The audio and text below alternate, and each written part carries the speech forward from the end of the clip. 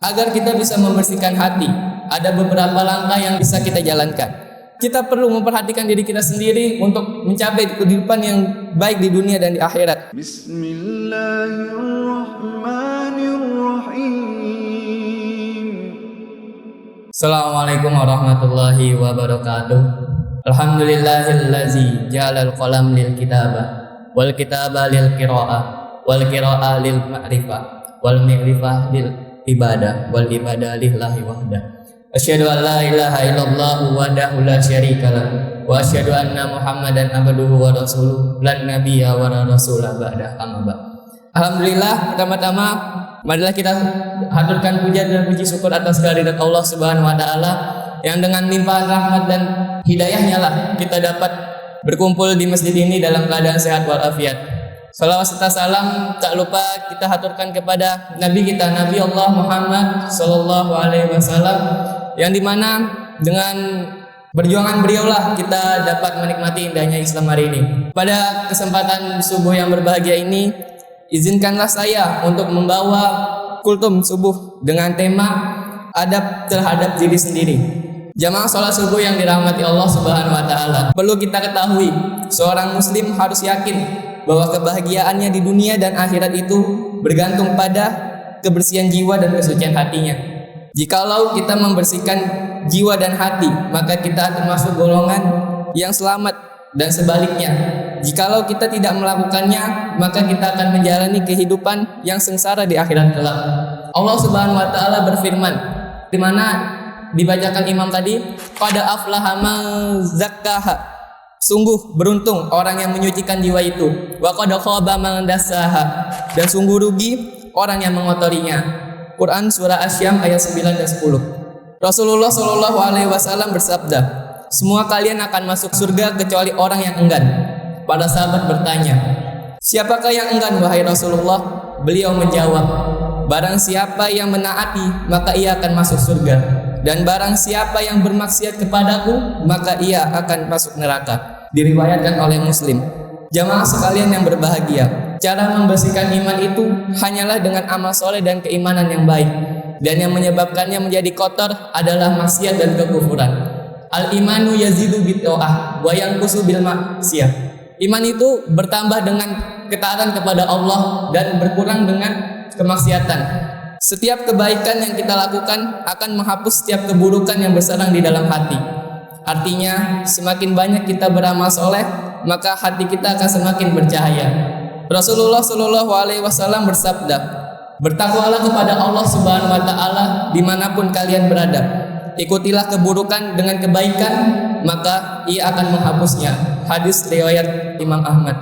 Agar kita bisa membersihkan hati, ada beberapa langkah yang bisa kita jalankan, yang dimana ini saya kutip dari kitab Mishkat Muslim karya Abu Bakar Al-Zabir Al-Zazairi, yaitu yang pertama adalah taubatan nasuha, yaitu melepaskan dari segala dosa dan maksiat yang pernah kita lakukan, kemudian kembali kepadanya sebelum nyawa sampai di kerongkongan dan matahari terbit di sebelah barat. Allah Subhanahu wa taala berfirman, ya ayyuhallazina amanu tubu ilallahi taubatan nasuha asa rabbukum ayyukaffira ankum sayyi'atikum wa yudkhilukum jannatin tajri min tahtihal anhar yauma la yazghillahu nabiyyi wallazina amanu ma'ahu nuruhum yas'a baina aydihim wa bi aymanihim yaquluna rabbana asmim lana nurana waghfir lana innaka ala kulli syai'in qadir. Wahai orang-orang yang beriman, bertobatlah kepada Allah dengan tobat yang semurni-murninya. Mudah-mudahan Tuhan kamu yang menghapus kesalahan-kesalahanmu dan memasukkan kamu ke dalam surga-surga yang mengalir di bawahnya sungai-sungai. Pada hari ketika Allah tidak mengecewakan Nabi dan orang-orang yang beriman bersama dengannya, sedang cahaya mereka memancar di hadapan dan di sebelah kanan mereka, sambil berkata, ya Tuhan kami, sempurnakanlah untuk kami cahaya kami dan ampunilah kami, sungguh Engkau maha kuasa atas segala sesuatu. Quran surah At-Tahrim ayat 8. Jamaah yang berbahagia, bertobat itu tiada batas kecuali kita telah meninggal dunia. Maka sebelum kita terlambat meminta ampunan kepada Allah Subhanahu wa taala, sebaiknya kita melakukan taubat dan melakukan amal soleh. Yang kedua adalah muraqabah, Muraqabah itu adalah rasa yang selalu diawasi oleh Allah. Perlu kita ketahui bahwa dunia yang luas ini tidak ada tempat yang tidak diketahui oleh Allah. Dan kita perlu berpikir bahwa jikalau kita ingin melakukan hal-hal yang tidak disukai oleh Allah, seperti zina secara diam-diam, mabuk secara diam-diam, meminum khamr secara diam-diam, sholat cepat-cepat walaupun itu tidak diketahui oleh manusia, sadarlah Allah selalu mengawasi kita. Rasulullah Shallallahu Alaihi Wasallam bersabda, engkau menyembah Allah seakan-akan melihatnya. Jika engkau tidak melihatnya, maka dia melihatmu. Muttafaqun alaih. Sifat inilah yang mengantarkan para sahabat dan para salaf lainnya mencapai tingkatan kemuliaan di sisinya, karena mereka selalu merasa diawasi olehnya. Kita bisa mendapatkan beberapa nasihat mengenai muraqabah yang tertanam dalam jiwa mereka. Yang pertama dari Sufyan Ats-Tsauri mengatakan, engkau harus memiliki rasa muraqabah terhadap zat yang tidak tersembunyi apapun darinya. Engkau harus memiliki pengharapan terhadap zat yang menunaikan janji, dan engkau harus hati-hati terhadap zat yang menjanjikan hukuman.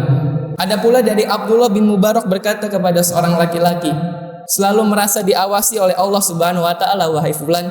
Kemudian laki-laki itu bertanya mengenai muraqabah, dan ia menjawab, selalulah merasa melihat Allah. Itulah sifat muraqabah yang harus ada dalam hati kita. Yang ketiga adalah muhasabah. Muhasabah atau introspeksi diri. Apakah kita sudah melakukan amal-amal yang soleh? Apakah kita sudah mencapai target-target kita di hari ini? Apakah kita sudah menjalankan ibadah dengan sempurna dan lain-lain sebagainya? Ini adalah satu cara untuk membersihkan jiwa dari debu-debu yang menutupinya. Allah Subhanahu wa taala berfirman, ya ayyuhallazina amanu taqullaha wal tanzur nafsum ma qaddamat lighad wattaqullah innallaha khabirum bima ta'malun. Wahai orang-orang yang beriman, bertakwalah kepada Allah dan hendaklah setiap orang memperhatikan apa yang diperbuatnya untuk hari esok. Dan bertakwalah kepada Allah, sungguh Allah mengetahui terhadap apa yang kamu kerjakan. Quran surah Al-Hasr ayat 18. Umar bin Khattab radhiyallahu anhu mengatakan, hisablah diri kalian sebelum dihisab.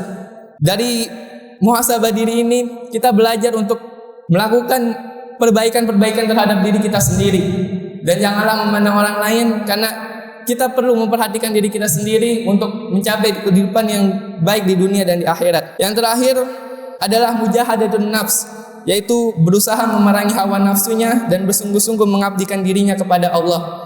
Jikalau misalnya ia akan mengeluarkan zakat hartanya, tiba-tiba ada rayuan untuk membeli rumah baru, maka di sini dibutuhkan mujahadatun untuk menunaikan kewajiban. Allah Subhanahu wa taala berfirman, wallazina zahadu fina lahum dinahum subulana wa innallaha lama'al muhsinin. Dan orang-orang yang jihad untuk mencari keridhaan kami akan tunjukkan kepada mereka jalan-jalan kami, dan sungguh Allah berserta orang-orang yang berbuat baik. Quran surah Al-Ankabut ayat 69. Cobalah Anda perhatikan Rasulullah Shallallahu Alaihi Wasallam, bagaimana beliau begitu keras mujahadahnya.